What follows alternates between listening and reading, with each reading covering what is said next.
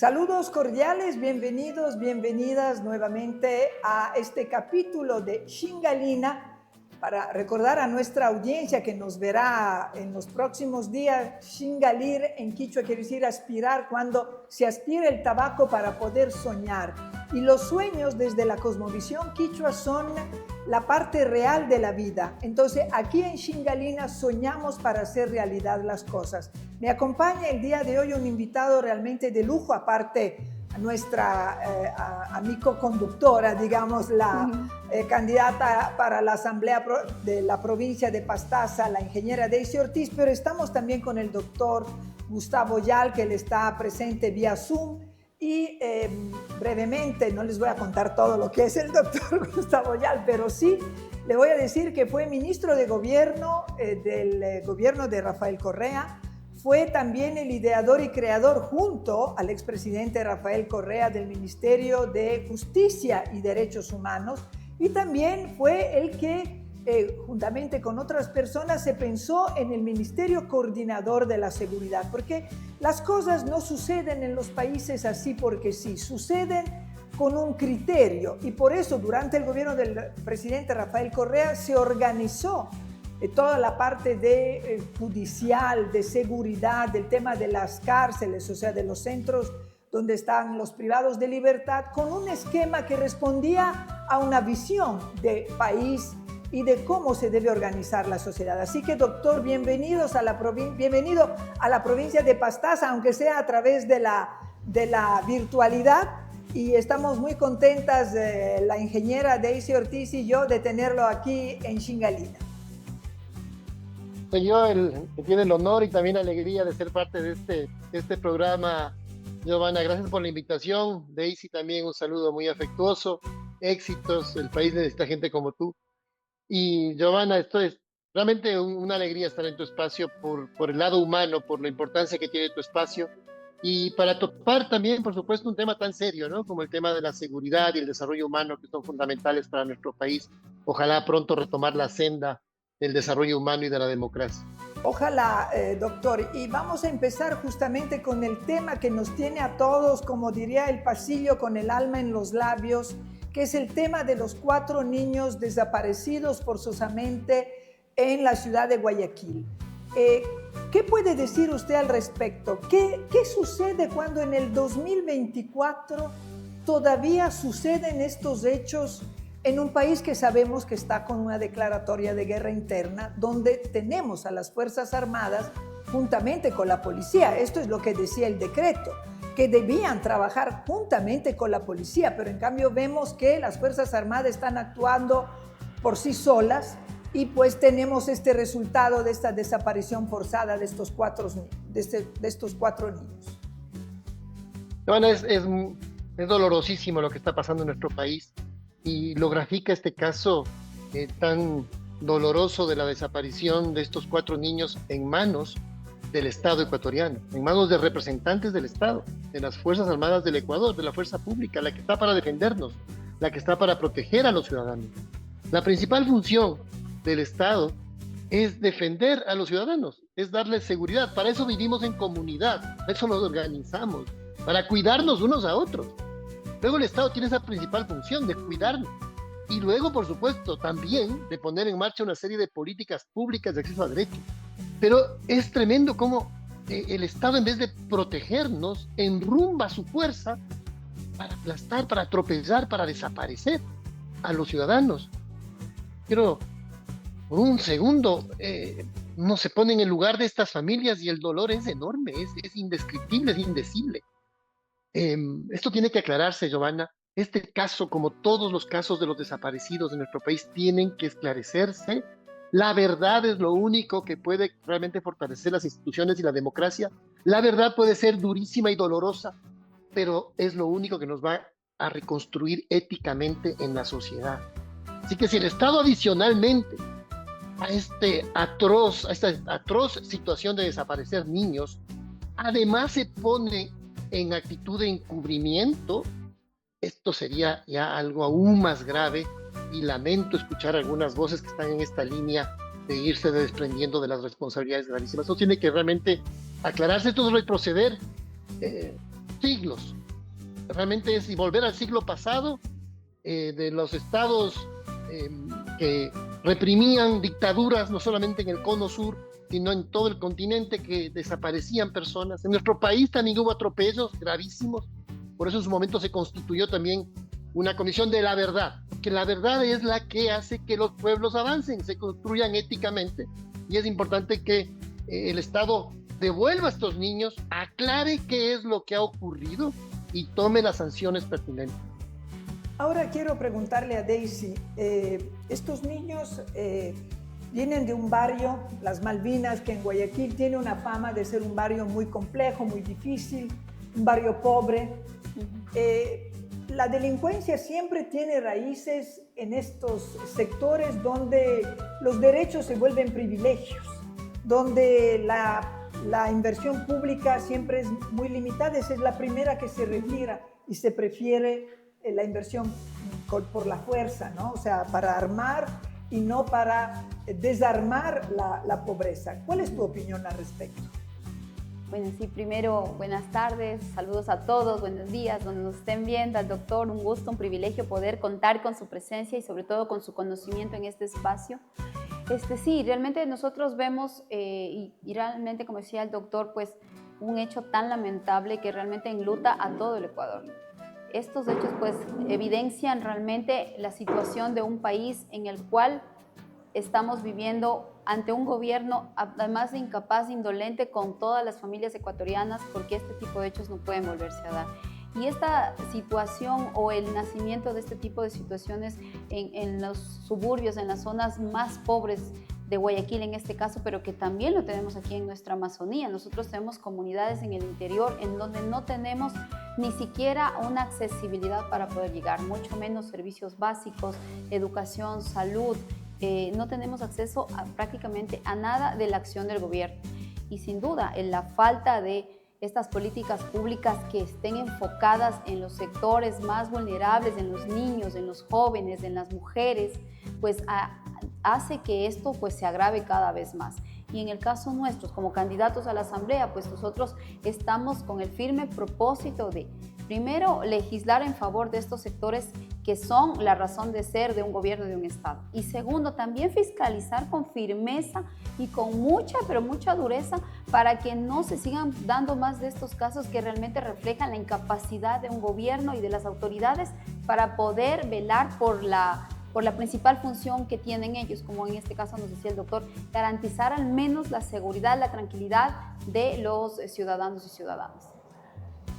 Doctor, en la época del presidente Rafael Correa se pensó en un plan nacional de seguridad, pero era un plan nacional de seguridad que involucraba lo que llamamos a la sociedad civil, al tejido social, desde los barrios para arriba. En cambio, ahora con declaración de guerra interna es como poner una frontera interna dentro del país donde los ciudadanos nos volvemos casi enemigos del mismo Estado, ¿no? Porque el Estado nos está haciendo la guerra. ¿Cuál es la doctrina, la concepción que quiebra esto? O sea, ¿cómo pensarlo en esta manera? Porque, vuelvo a repetir, estos son doctrinas, o sea, son formas de pensar y epistemas por donde sale la forma de dirigir a un país. ¿Podría aclararnos brevemente? Yo sé que es un poco absurdo pedir brevedad sobre un tema tan grande, pero, doctor, por favor. Joana, voy a ser lo más breve posible con una pregunta tan profunda como la que tú acabas de plantear, pero que va de la mano y al hilo de lo que Daisy mencionaba hace un instante sobre la importancia de ir rompiendo con las indecentes desigualdades sociales de nuestro país, de nuestro continente, y de la importancia del acceso a derechos, tanto en los temas de seguridad como en los temas de desarrollo humano. Y la fórmula que mejor resumen esto por tiempo, y al escuchar a Daisy la recordaba, es esta fórmula que alguna vez pronunció Kofi Annan, ese primer afro que fue secretario general de Naciones Unidas, que en una de sus intervenciones decía: los pueblos anhelan seguridad para tener desarrollo humano y anhelan desarrollo humano para tener seguridad. Pero no van a tener ni seguridad ni desarrollo humano sin un profundo respeto de los derechos humanos. Esa es la doctrina, Joan. Esa es la doctrina, esa comprensión profunda en la práctica, no desde la teoría, no desde el discurso, sino con modelos concretos de política pública que conjuguen la seguridad que todos necesitamos con el desarrollo humano, pero que ambas doctrinas, ambas estrategias estén inspiradas por lo que significan los derechos humanos. Tema que ha sido manoseado y a veces dicho, entonces defienden a los delincuentes con los derechos humanos. No, los derechos humanos defienden a todas las personas. Es el deber del Estado. ¿Y a qué nos referimos, por ejemplo, con el tema de derechos humanos en el tema de seguridad? Nos referimos a que se debe luchar contra la ilegalidad con legalidad.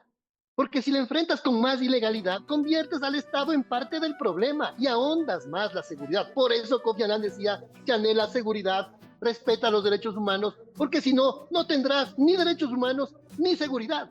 Porque por sacrificar los derechos humanos, por tener seguridad, terminas sin derechos humanos y sin seguridad, que es lo que le pasa al país. Y por otro lado, cuando se dice desarrollo humano, cuando se dice acceso a derechos, bajo una filosofía de derechos humanos, significa que tienes una comprensión clara en los derechos de libertad. Los derechos civiles, políticos, tienen la misma importancia que los derechos económicos y sociales. Porque si defendemos la libertad, necesitamos defender la educación de la gente para que pueda ser libre, para que pueda escoger, para que pueda tener un desarrollo humano. Porque si decimos que defendemos la vida, esa vida no es un tema teórico, se la defiende dando acceso a salud, a oportunidades, a trabajo. Entonces, esa visión de política pública es la que en su momento se tuvo. Me alargué un poco, Giovanna, pero esa es la visión de política pública que se tuvo en el gobierno del presidente Correa, y así se articularon luego que las instituciones necesarias para poder poner en marcha estos conceptos, para que no se queden en el discurso, en las buenas intenciones, sino en un Estado que funciona a través de su organización institucional. Y por lo tanto, tanto en el área social como en el área de seguridad, se pusieron las instituciones necesarias para luchar fuertemente contra la ilegalidad, contra el delito, pero luchando contra el crimen organizado, pues contra la delincuencia, no contra la ciudadanía. Y además haciéndolo siempre, insisto, luchando contra la ilegalidad con legalidad, porque esa es la nobleza del Estado de Derecho, luchar con legalidad contra la ilegalidad. Lo otro es convertir al Estado y ponerlo al Estado al mismo nivel de los delincuentes. ¿Qué es lo que estamos viviendo ahora, doctor? Porque estamos viviendo una realidad donde el Estado con los delincuentes se ponen tú a tú. O sea, se ponen cara a cara y se miden a ver quién tiene el fusil más grande, quién tiene el chaleco más resistente a las balas que se vuelven cada vez más balas en el sentido de que perforan cada vez más, pero que en realidad no atacan a lo que es la delincuencia organizada. Ahora muchos dicen, bueno, es que el Ecuador que tenía Rafael Correa no es el Ecuador de ahora, porque antes había Pablo Escobar, ahora se ha cambiado toda la estructura del narcotráfico, se han vuelto como holding, grupos empresariales, etcétera, etcétera. Entonces, la mano dura es la que sirve. O sea, y parece que eso es como la respuesta, ¿no? Porque vemos en El Salvador mano dura contra las pandillas, las megacárceles que ha construido el presidente Bukele allá en El Salvador, y así sucesivamente en los otros países. Usted lo ha dicho claramente, pero ¿qué le diría a las personas detractoras de eso? O sea, que dicen, bueno, es que se puede hablar de derechos humanos en determinadas situaciones, pero ahorita no, porque ahorita estamos en una situación que no puedes estar ahí esgrimiendo o hilando muy fino. No, es que esto es salir. Cuando te sales de la ley te conviertes en un delincuente. Entonces estamos diciendo que el Estado salga de la ley, que atropelle derechos, que se acabe el debido proceso, que genere entonces falsos positivos, es decir, que te inventes delincuentes que les acabas asesinando, que son gente de bien que no ha hecho nada, pero simplemente para demostrar o aparentar que estás haciendo algo. Esto no es la solución, esto es parte del problema. Entonces, de lo que se requiere es mano útil, porque la mano dura, entre comillas, acaba siendo simplemente lo que se llama también el populismo penal. Penas más duras, todo el mundo que se arme, que se autodefienda, y esto es la destrucción de las instituciones y del tejido social. Y esto lo único que hace es que el Estado diluya su propia responsabilidad y les diga a los ciudadanos, ustedes mismos ármense y cada uno se defienda con sus armas. Esto es un acto de irresponsabilidad y que finalmente es absolutamente ineficiente para luchar realmente contra el crimen organizado.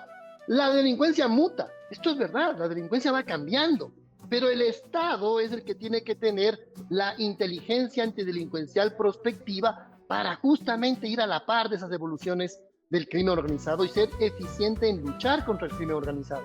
Mira, no se trata ni siquiera de leyes más fuertes. Hace poco tiempo, en el gobierno de Lasso y de Noboa, se promocionó penas más fuertes. Por ejemplo, en el caso de las vacunas, de las extorsiones, se pasó a penas mucho más fuertes.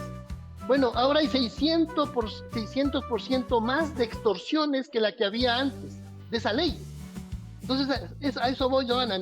Te sale con el discurso de penas más fuertes, pero eso es diluir tu responsabilidad. Lo que se tiene que hacer es poner en marcha realmente políticas de inteligencia antidelincuencial, así se llama, inteligencia antidelincuencial prospectiva, que pueda hacer los escenarios, que penetre las organizaciones y las desmantele. Eso fue lo que se hizo, lo que se debe hacer, y aunque haya mutado la delincuencia, son las estrategias que se hacen en todo el mundo, que es la inteligencia antidelincuencial, pero todo eso se desmontó, se diluyó. Se eliminó el Ministerio de Justicia, se eliminó el Ministerio Coordinador de Seguridad, se debilitó al Ministerio del Interior, también se ha debilitado a la policía, no se hace depuración interna en la fuerza pública. Son las cosas que hay que hacer siempre, permanentemente. El Estado no puede bajar los brazos, Giovanna, porque cuando el Estado baja los brazos, entonces el crimen avanza y busca penetrarlo, siempre está al acecho. Entonces, sí, son problemas mucho más difíciles ahora, esto es verdad, pero son más difíciles porque se dejó de hacer lo que se tiene que hacer desde el Estado, desde las instituciones y poniendo los recursos donde se los debe poner.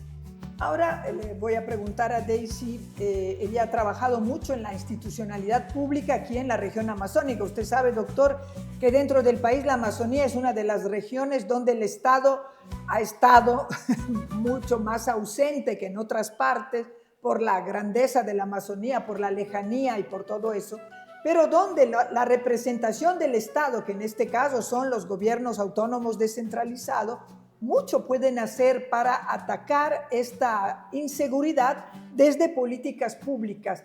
¿Cuál ha sido tu experiencia en los diferentes ámbitos que has trabajado, Daisy, al respecto?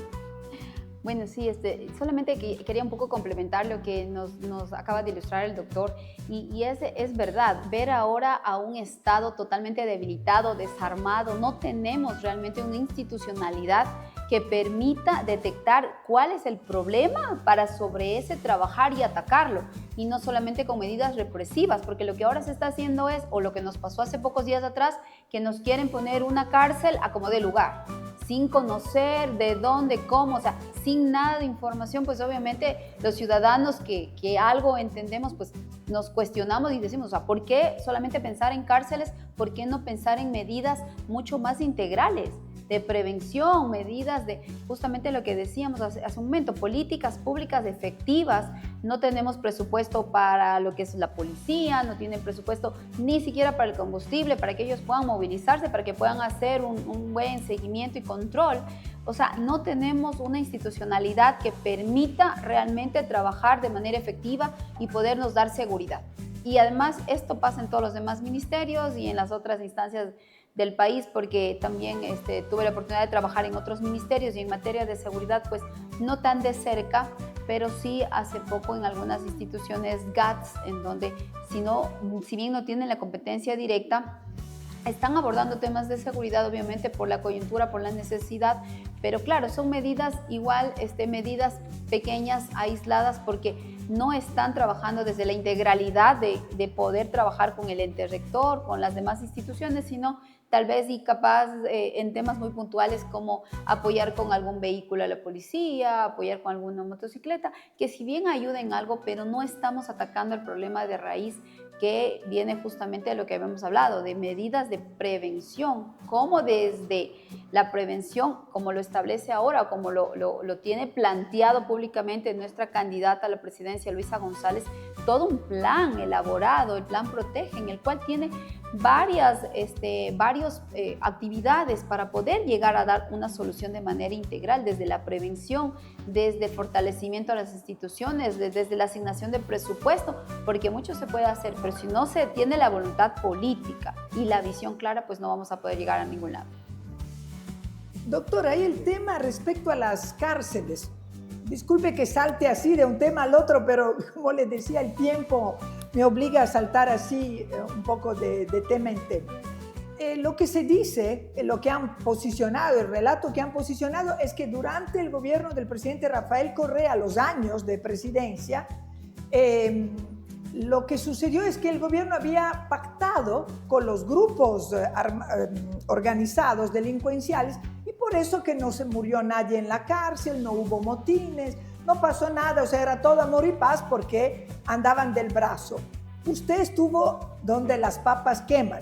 ¿Es así, doctor? ¿Ustedes pactaron con los grupos para que haya esta paz interna? Es una pica que me quiero sacar, ¿no? Y aprovecho que usted fue uno de los que estuvo en primera línea. Disculpará la pregunta un poco simplona. No, es necesaria, porque en efecto hay algunos que se ponen de analistas, entre comillas, y dicen algunas cosas como estas, de que hubo un pacto y que... Es curioso, vamos a los hechos, más allá de los relatos. Los hechos son los siguientes. Durante el gobierno del presidente Rafael Correa cayeron los 5 cabecillas de las bandas más peligrosas del país y fueron a la cárcel, y estaban en la cárcel. Y empezaron a salir libres en el gobierno de Lasso, en el gobierno de Moreno y en el gobierno de Noboa, que se escapó Fito. Entonces uno los mete a la cárcel y los otros los liberan. ¿Quién tendrá el pacto con las mafias? Si es que vamos por eso. En el gobierno del presidente Rafael Correa había inhibidores de señales que impedían las comunicaciones.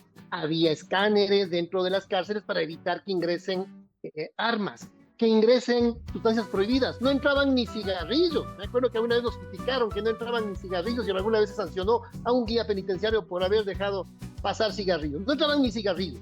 Y luego pasan armas de grueso calibre, entran, hay cultivos de tilapias, chanchos, fiestas, en fin.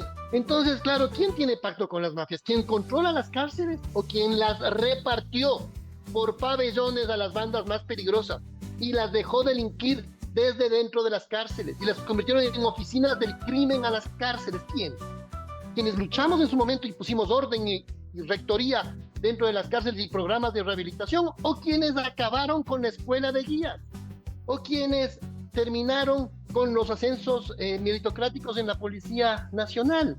Entonces allí tienes una realidad que fue la que permitió que el Ecuador pase de 12 homicidios, 15 homicidios por cada 100.000 habitantes en el año 2008 a 5 homicidios por cada 100.000 habitantes en el año 2017, y el país fue considerado por varios años uno de los países más seguros de América Latina y teniendo las ciudades más seguras, algunas de las ciudades más seguras del continente. Y ahora tenemos 45 homicidios por cada 100.000 habitantes. Entonces realmente no tiene ninguna presentación, una afirmación de estas características. Lo que se hizo fue realmente luchar contra el crimen organizado. Recuerda que hasta el año 2007, un poco de historia para los jóvenes, había secuestro express, el paseo millonario en Guayaquil, había escuela de sicarios para niños, todo esto era un escándalo y no se hacía nada. Entonces, ¿qué se hizo? Se desmontaron esas escuelas de sicarios, se penetraron estas bandas, se las desarticularon, entraron entonces a la cárcel.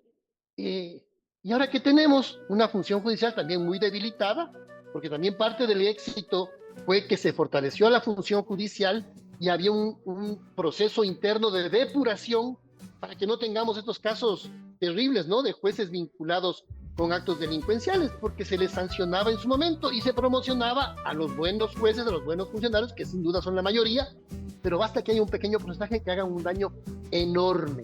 Entonces el Estado funcionaba, evidentemente, para perfeccionarse. Y hace un momento, ahí sí decía algo muy interesante. Luisa González tiene un plan de seguridad.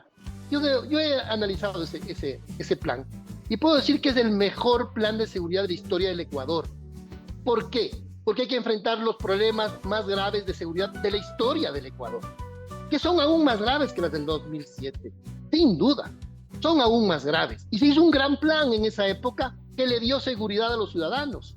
Pero como el Estado se debilita desde el Trujillato, que destruyeron las instituciones del país y que pusieron a dedo a actores políticos para perseguir a un grupo político, y donde la Fiscalía dejó de representar a los ciudadanos para atacar al crimen y se dedicó a la persecución política. Todo esto, la factura la ha pagado, Giovanna, el pueblo ecuatoriano. Se ha hecho una persecución política a una organización política. Eso es gravísimo, un atentado a la democracia. Pero quienes han pagado la factura son los ciudadanos, que no pueden salir a la calle sin temor. Ese es el gran desafío y el gran problema que se ha tenido en nuestro país. Hay que retomar la senda del trabajo, de la seguridad, y el plan de Luisa es un plan, como bien decía Daisy, un verdadero plan, pues no un rótulo como el que se supone que este gobierno tiene, un plan Fénix, que no es ningún plan. Es un plan verdadero, un verdadero diagnóstico, con líneas de base, con indicadores de impacto, con cronograma, con responsables, con diseño institucional, con presupuestos. Entonces eso es un plan, no un rótulo como el que este gobierno dice tener. Una carátula del famoso plan Fénix que no sabemos dónde resurgirá, porque el Fénix resurge de la ceniza, pero no sabemos en qué estado está de la resurrección. Hay otro tema que le quería preguntar, doctor, que es respecto a la policía. Sabemos, eso está en la literatura, yo no soy experta, pero uno como periodista lee un montón de cosas, ¿no? Y leía que la policía, como las Fuerzas Armadas, son entre las instituciones más permeables por el crimen organizado. Pero durante el periodo de Rafael Correa, porque esto hay que decirlo, se le subió el sueldo de 350, en el 2006 era un sueldo promedio de un policía, hasta el 2016 que ganaba $933, creo, como primera base, de acuerdo al escalafón. Eso también ayuda a mantener a una policía, digamos, incólume frente a las ofertas de corrupción que los grupos organizados, la mafia, yo vengo de un país donde la mafia ha invadido capilarmente la sociedad italiana y donde el Estado italiano ha tenido que hacer un trabajo enorme para liberarse de eso, pero que sigue ahí latente. Respecto a eso, la formación de la policía, yo recuerdo una de las primeras entrevistas que le hice a usted era justamente sobre el plan de capacitación de la policía que se pensaba hacer durante el gobierno de Rafael Correa, recién estaba empezando, estoy hablando año 2010. Ahora veo que hacen policías tipo panadería porque 6 meses y ya están en la calle. ¿Qué significa eso? Reducir el tiempo de formación de los policías. Así es, esto es, primero, antes de la formación, antes del ingreso real, tienes un proceso inicial de filtro que se eliminó desde la época de Moreno, que es las pruebas de confianza, el polígrafo, para entrar a la escuela de policía, para entrar a la formación. Entonces se eliminó, porque justamente es el primer tamizaje que haces para que la gente que entre no tenga ningún vínculo con la delincuencia. Esto se dejó de hacer, fue un acto de irresponsabilidad. Luego la formación se redujo en vez de ampliarla. Nosotros fortalecimos la escuela de formación de oficiales y también la escuela de formación de clases y policías, que siempre fue algo denigrado, que no se le daba importancia. Le pusimos en tratamiento igualitario, incluso desde el rancho, a los clases igual que los oficiales, porque si no tenías como la misma diferencia social, unos con privilegios y los clases y policías, los clases suboficiales, cabos, sargentos maltratados sin ningún beneficio. Entonces es una verdadera carrera policial. Se mejoró el tema de la vivienda fiscal, es decir, que un policía cuando es trasladado a otro lado puede irse con su familia para no desprenderlos de su familia. Todos esos programas se abandonaron y esto genera también un debilitamiento dentro de la Policía Nacional. Se mejoraron los sueldos, como tú bien mencionas y recuerdas. Y también, evidentemente, hay un régimen interno disciplinario que había que hacer y esa depuración de la policía es necesaria hacerse. No desde una perspectiva de persecución a nadie ni de amiguismo, sino de méritos. Por eso se estableció el cuadro de mando integral, que significaba evaluar a los policías por sus resultados y eso implicaba un beneficio en su carrera. Los policías están contentos de que esto fuese así, porque les sacaba de una perniciosa relación interna. Pero también rigurosidad en las buenas prácticas, siempre respetuosas de derechos humanos. Mira, estas políticas fueron parte de la reacción de ciertos espacios recalcitrantes en la policía que provocaron el 30S, que estaban en contra de la Comisión de la Verdad y de la depuración interna de la policía, porque se empezó a depurar y esos malos policías que estaban vinculados con limpieza social, que estaban vinculados con crimen organizado empezaron a salir de la Policía Nacional y ahí hubo también una reacción de estos espacios recalcitrantes. Pero justamente lo que se logró fue tener una de las mejores policías de América Latina. Así fue, no perfecta, pero una de las mejores, porque se les dotó también de los mejores laboratorios de criminalística de América Latina. Luego se abandonó todas estas políticas de trabajo profesional de la policía y nuevamente tienes una policía que, claro que son de las más riesgosas, como tú bien mencionas, en todas las policías del mundo tienen ese riesgo porque están justamente en la lucha contra el crimen organizado, están en la lucha contra el delincuente. Entonces el crimen organizado pretende siempre tratar de penetrar estas instituciones y ahí la necesidad de esa constante autodepuración. Daisy, desde la Asamblea Nacional, seguramente con el bloque de la Revolución Ciudadana se harán reformas a las leyes. Estoy pensando a la ley del uso progresivo de la fuerza y otras leyes que se han creado para combatir el crimen organizado como la punta del iceberg y no ver la parte escondida. ¿Cuál será tu rol? Y con el tema amazónico, que tiene una frontera tan difícil de controlar, y tú la conoces más que yo porque la has recorrido. Bueno, sí, efectivamente nosotros todos los candidatos de la Revolución Ciudadana pues tenemos creo que el mismo pensamiento y el mismo propósito. Mejorar, primero recuperar a nuestro país a través de la aplicación real y verdadera de las políticas públicas que necesita con urgencia nuestro país. Parte de aquellos, pues justamente fortalecer la seguridad en las fronteras, que también, dicho sea de paso, nosotros tenemos en la provincia de Pastaza una frontera extensa, amplia, y a nivel de la Amazonía, pues de la misma manera, para poder nosotros garantizar de que podamos tener una seguridad tanto en la frontera, pero como dentro de, en este caso, de nuestras ciudades, de nuestras parroquias, de todos los sectores del país. Pero ¿cómo lo vamos a lograr? Como había señalado, tenemos una herramienta importantísima, el Plan Protege, a través del cual nosotros como asambleístas, pues obviamente vamos a trabajar de manera en conjunto para complementar aquellas políticas, aquellas normativas que permitan efectivizar este plan, que si bien es de parte del Ejecutivo, pero por eso es que hay la función legislativa para poder permitir y facilitar de que estas acciones puedan llevarse a cabo con la visión y sobre todo con esta gran voluntad que tiene nuestra futura presidenta Luisa González. Doctor, tengo una última pregunta ya para ir cerrando Shingalina.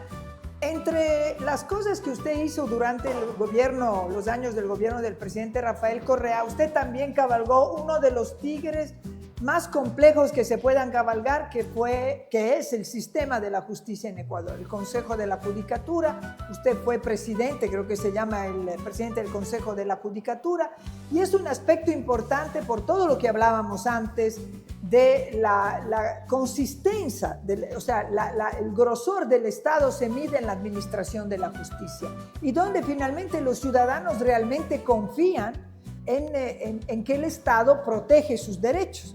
Es en la administración de justicia. Ahora tenemos un informe de Naciones Unidas, del Comité de Derechos Humanos de Naciones Unidas, que definen preocupantes los informes de corrupción que afectan el Poder Judicial en Ecuador. El crimen organizado ha penetrado en las instituciones públicas. Esto es uno de los temas que dice este comité. Usted que ha estado al frente de eso, explíquenos un poco cuál fue el trabajo, porque ahí también hay mucha gente que habla desde resentimiento. Yo en el gobierno de Correa perdí el trabajo, me botaron del trabajo, yo era juez y ya no lo soy, cometieron una injusticia conmigo. ¿Qué se le puede decir? O sea, ¿cómo se puede explicar el por qué? Bueno, empiezo por este tema último para que no se nos vaya a quedar por ahí.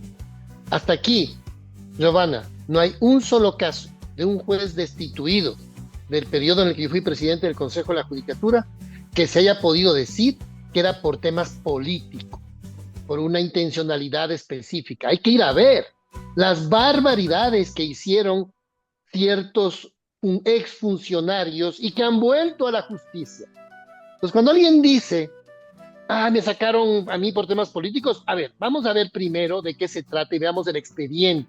Y vamos a encontrar que la gran mayoría de los que salieron estaban vinculados con temas de haber dejado bandas de delincuentes libres, bandas de sicarios libres, contra todo derecho. porque si lo dejaban dentro de un tema jurisdiccional, pues ahí que se ocupen los jueces de alzada de otros recursos en los temas jurisdiccionales.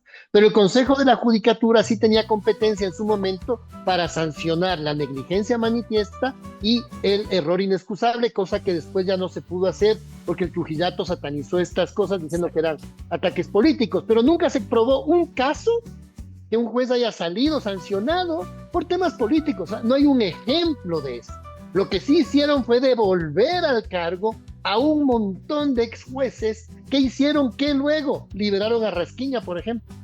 De que liberó a Rasquiña es uno de los jueces que fue expulsado durante nuestro periodo, que volvió gracias al Trujillato y que nuevamente tuvo ese tipo de actuaciones contra todo derecho, ojo. Y no es un tema de criterio judicial, de falta de pruebas, son temas de los jueces. No, un tema de una negligencia manifiesta o de un error inexcusable, como por ejemplo, si la ley te dice que necesitas hacer una audiencia para cambiar la medida cautelar y el juez da la medida cautelar sin la audiencia, eso es un error inexcusable, es decir, algo que no puedes justificar de ninguna manera, va contra norma expresa, contra una institución jurídica objetiva. En fin, no me alargo.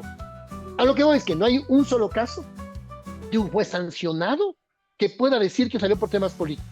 Hay que ir a ver el expediente y ver las barbaridades que se hizo contra el Estado ecuatoriano, contra la seguridad ciudadana, atentando contra todo derecho.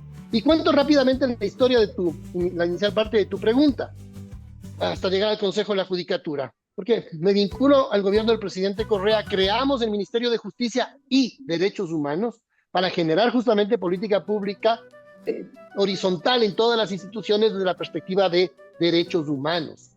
Se fortaleció la participación del gobierno del Estado ecuatoriano en el sistema interamericano de derechos humanos, porque ahora se dice que no, que el gobierno del presidente Correa quiso salirse. Mentira. Siempre respetamos todas las decisiones de la Corte Interamericana, incluso se apoyó el trabajo de la Corte Interamericana y por supuesto se criticaba algunas cosas de la Comisión Interamericana. Eso es otro tema, pero siempre se fortaleció el Estado ecuatoriano en su participación en el sistema interamericano. Luego pasamos al Ministerio de Gobierno y del Interior, donde se hizo un trabajo de seguridad ciudadana, de depuración institucional de la policía, de fortalecimiento de la policía. ¿A qué voy? A que habíamos logrado disminuir de 18 homicidios por cada 100.000 habitantes a más o menos 15 homicidios por cada 100.000 habitantes, pero la ambición era hacer del Ecuador un país muy seguro. Y veíamos que mucho del trabajo de la policía quedaba diluido en malas decisiones judiciales, que volvían a sacar a las bandas que habían sido desarticuladas. Entonces vino la consulta de mayo del 2011, en la que el pueblo ordenó, no sugirió, ordenó una reforma judicial. Entonces esa reforma judicial significaba depuración, capacitación, más recursos, unidades judiciales nuevas, infraestructura, tecnología, evaluación de desempeño, etcétera. Todas estas políticas, sistemas procesales más eficientes, pasamos de lo escrito a lo oral en todas las materias. Todo esto, Giovanna, hizo que la función judicial ecuatoriana sea considerada en el año 2015-2016 como una de las mejores, como la mejor función judicial de América del Sur, dicho por Latinobarómetro, dicho por la Universidad de Vanderbilt, una de las 50 mejores universidades del mundo, que hace un estudio regular del funcionamiento de los sistemas de justicia, y la justicia ecuatoriana fue calificada como la mejor justicia de América del Sur en la lucha contra la delincuencia con debido proceso. Entonces, a ese nivel llegó la función judicial de su prestigio a nivel internacional. Claro, internamente se politizaba el discurso, se decía metida de mano en la justicia, cuando lo que ocurría era que había una depuración fuerte. Hay buenos funcionarios, insisto, la mayoría de funcionarios de la función judicial ecuatoriana, en mi opinión, son buenas personas, son gente honesta, pero basta un 10% que sean gente que se corrompe para que se corrompa el sistema. Si hablamos de 2.000 jueces, 10% son 200, no son pocos, pero es un porcentaje, el gran porcentaje es de gente buena. Pero ¿qué ha ocurrido, Giovanna? La última evaluación de desempeño de la función judicial se hizo en el año 2017, la que hicimos nosotros. Desde ahí no se ha vuelto a hacer evaluación de desempeño. Se alteró el sistema disciplinario, las quejas de los ciudadanos ya no son atendidas. Nosotros heredamos más de 1.000 quejas de los ciudadanos que no les habían dado respuesta. Y no solo atendimos las 1.000 represadas, sino que dejamos al día el sistema, es decir, la gente se quejaba y nosotros le respondíamos a la queja. En muchas ocasiones una queja sin fundamento. la gente perdió el juicio y se queja. No, es que la queja ahí no hay ninguna infracción. Pero se le respondía al ciudadano. Pero había muchas otras quejas que sí tenían fundamento y terminaban con la sanción al juez, al mal funcionario. Por eso no teníamos estos casos tan graves de corrupción judicial que hoy tenemos, porque había las medidas preventivas que Daisy mencionaba hace un rato. La prevención es lo más importante. La capacitación, el darle al funcionario todo lo que necesita. Aumentamos los sueldos de los jueces de $700 a $4,000 mensuales, de los mejores pagados de América Latina. Pero no solo eso, hay sistema disciplinario, hay carrera, hay estabilidad, pero también hay sistema de rendición de cuentas, porque la justicia también, el juez también tiene que rendir cuentas sobre su trabajo. Eso no atenta a la independencia judicial. Lo que sí atenta a la independencia judicial es que no se le atienda al ciudadano en sus quejas y las malas prácticas empiezan a pulular. Ese es el gran problema. Entonces, con eso se logró hacer del Ecuador un país más seguro. Por eso pasamos de 15 homicidios antes de la reforma judicial a 5 homicidios. Porque este dato también es muy elocuente. Teníamos una herencia de audiencias fallidas de más del 30%, es decir, audiencias que se convocaban y no se realizaban. Más de un 30%. Eso es pérdida de tiempo, etc. Y dejamos el sistema con el 97% de audiencias que se realizaban en su primera convocatoria. Y pasamos de que los homicidios llegaban a sentencia apenas en un 30% al 95% de esclarecimiento de los homicidios en el país. Entonces, luchas contra la impunidad no es desde el discurso. Y con derechos humanos eres mucho más eficiente y efectivo con esa falsa mano dura que acaba siendo mano suave. La mano dura acaba siendo mano suave con el delincuente, porque no es eficiente, porque entra por una puerta y sale por la otra, porque la ley es más dura pero no se aplica. Entonces la mano dura es realmente la mano eficiente, la mano firme, lo que se hizo en su momento con debido proceso, pero todo esto fue destruido y eso es lo que ha ocurrido ahora en nuestro país y por eso sufrimos lo que estamos sufriendo. Pero estas cosas tienen solución. Hay un plan Protege que está a la altura de las circunstancias y que ese es el que tiene que aplicarse para que el Ecuador pueda salir adelante. Y una cosa que Daisy decía que es muy importante, a nivel legislativo se pueden hacer cosas también, por supuesto, hay que hacer algo legislativo. Y Daisy menciona, y es importante mirarlo siempre de las necesidades de los usuarios, de las necesidades de los ciudadanos. Por ejemplo, una ley que vaya a proteger más a las víctimas. En el caso de las extorsiones, la extorsión es uno de los delitos que menos se denuncia, Giovanna, porque la gente está amenazada. Entonces se denuncia apenas, se dice, apenas un 10% de las extorsiones reales llegan al sistema de justicia. Y pasamos hasta el año 2020, que ya estaba deteriorada la cosa. En nuestra época casi no había extorsiones ni secuestros, ya estaban casi en cero. Pero desde el año 2020 se pasó de 1.200 extorsiones al año y hoy en el año 2024 a 1.200 al mes. Así ha crecido las extorsiones. Y de las que se denuncian es una de 10. Entonces una ley que nos proteja más a las víctimas, que proteja más a las víctimas de las extorsiones va a ser muy necesaria pasar, que forma parte de esta visión integral del Plan Protege. Si me permite, Daisy, tengo otra pregunta y con esta sí cierro, porque antes dije voy a cerrar y olvidamos de mencionar también a la jueza que fue amenazada, la que falló a favor de la vicepresidenta, que recibió un pendrive con ya relatada la sentencia y después amenazas de muerte para ella y su familia. O sea, eso ya son niveles mafiosos, porque no hay otra forma de hablar. Pero yo quiero hablar solo un momento del lawfare, o sea, ese uso indebido de la justicia para perseguir políticamente a personas.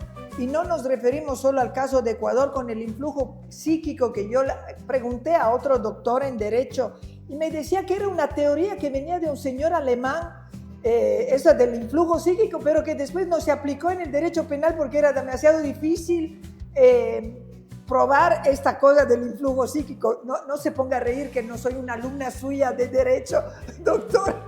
Entonces, pero así me lo explicó para que yo lo entendiera, ¿no? Pero el lawfare sí existió aquí en Ecuador, existió en Brasil y se derrumbó como un gigante de tierra de pie de barro, porque después vimos cómo cómo se cayó todo. Pero expliquemos un poco este tema, porque es otro relato que se usa mucho para desnotar a la gestión del presidente Rafael Correa, y que menos mal llegó el trujillado a sanear todo ese pantano que fue el gobierno de Rafael Correa, ¿no?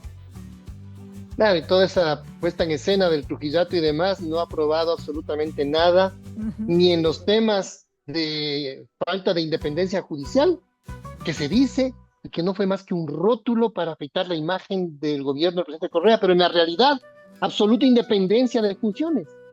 Ya digo, no hay ningún caso de un juez sancionado por un tema político. No existe ese caso.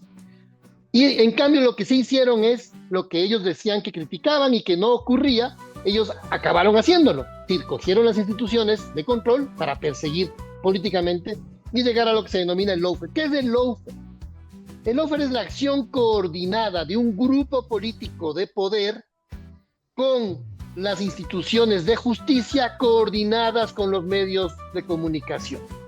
Eso es el lawfare, una acción coordinada entre medios de comunicación, aparatos de justicia y persecución política por un grupo político con gran capacidad económica y de influencia en las instituciones. Eso es el lawfare. ¿Para qué? Para eliminar una postura política, lo cual significa un atentado a la democracia. Eliminar la posibilidad que el ciudadano tenga la posibilidad de elegir, y conviertes a tus adversarios políticos en enemigos políticos a los cuales quieres eliminar. No contradecir, no vencer en las urnas, sino eliminar. Y para eso usas el aparato judicial. Y no hay peor injusticia que aquella que quiere vestirse de justicia, de apariencia de justicia, cuando lo que es realmente es una de las peores formas de injusticia, porque se usa a los aparatos institucionales pagados por el pueblo ecuatoriano para perseguir a una opción política. Si hay gente con responsabilidades, que responda ante la justicia, pero con pruebas, con elementos objetivos, no con persecución política, con influjos psíquicos y con inventos de estas características, y con una celeridad increíble que ojalá se usara para luchar contra el crimen organizado, porque al presidente Correa le sacaron una sentencia en 17 días, cosa nunca vista, cosa que nunca ocurrió en su gobierno contra nadie.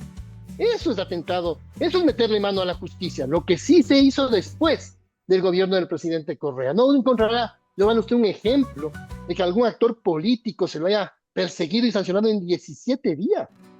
En el gobierno del presidente Correa no va a encontrar usted.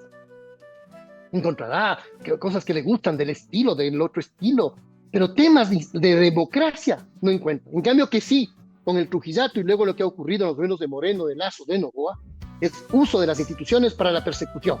Y el ejemplo más dramático último, porque hay muchos, luego desde el gobierno de Moreno, Lasso, Noboa, pero este es dramático. La propia jueza dice, aquí vino el Consejo de la Judicatura en nombre del presidente Noboa exigirme una sentencia y a amenazarme, incluso en riesgo mi vida, si no hacía lo que ellos me piden. Esto es una cosa terrible. Ahí tendrán que ir las instituciones políticas, la Asamblea Nacional y la Fiscalía, cuando haya una investigación profunda de quiénes son los responsables reales de este atentado a la democracia. Eso sí es atentado a la independencia judicial, eso sí es la metida de mano a la justicia de la que hablaron a los que no la hicieron, acusaron a quien no lo hicieron y que ellos terminan haciéndola. Y hoy este caso de la jueza está claramente graficando cómo están usando la justicia para su beneficio propio y no para defender la ley, la democracia y el debido proceso.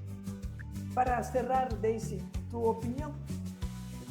Bueno, sí, primero yo quisiera agradecer por este tiempo valioso de poder haber compartido con el doctor Gustavo. Realmente yo me quedo bastante, pero bastante contenta y satisfecha por todo lo que hemos conversado y por todo ese conocimiento que a través de este medio vamos a poder llegar a muchas personas para que realmente se pueda informar sobre los hechos como fueron dados. Porque lamentablemente ahora con toda la información y la desinformación que inunda la sociedad a través de las redes sociales, pues muchas personas realmente no tienen un criterio adecuado informado sobre lo que pasó, sobre lo que nuestro país llegó a alcanzar en cuanto a niveles de seguridad, el prestigio a nivel internacional. Fuimos un referente a nivel internacional sobre todos estos temas de seguridad, en gestión pública, en vialidad, que es en donde yo estuve trabajando en el Ministerio de Transporte y Obras Públicas. Realmente fuimos un referente para muchos países y es lamentable que ahora, en la situación que estamos ahora atravesando, pues realmente tenemos únicamente situaciones de crisis y sobre todo de lamentarnos por todo esto que ahora estamos pasando y por justamente esto, ¿no? Lo que ahora nos acaba de explicar el doctor, de ver cómo se dio un mal uso de las instituciones por ciertos actores políticos para que nuestro país esté en la crisis que esté. Entonces, frente a esto, pues nosotros como candidatos a la Asamblea, vuelvo a reiterar, tenemos un firme propósito de poder revivir a nuestro país, de revivir a nuestra provincia y poder nosotros, como ciudadanos de bien, pues, aportar para el desarrollo de nuestro país, de nuestra provincia, de nuestra sociedad. Gracias. Muchas gracias, doctor. Un abrazo a la distancia. Me ha dado muchísimo gusto volverlo a ver después de tanto tiempo. Y aquí termina pues este capítulo de Shingalina. No se pierdan el próximo porque como pueden ver, están buenos, muy buenos. Buenísimo.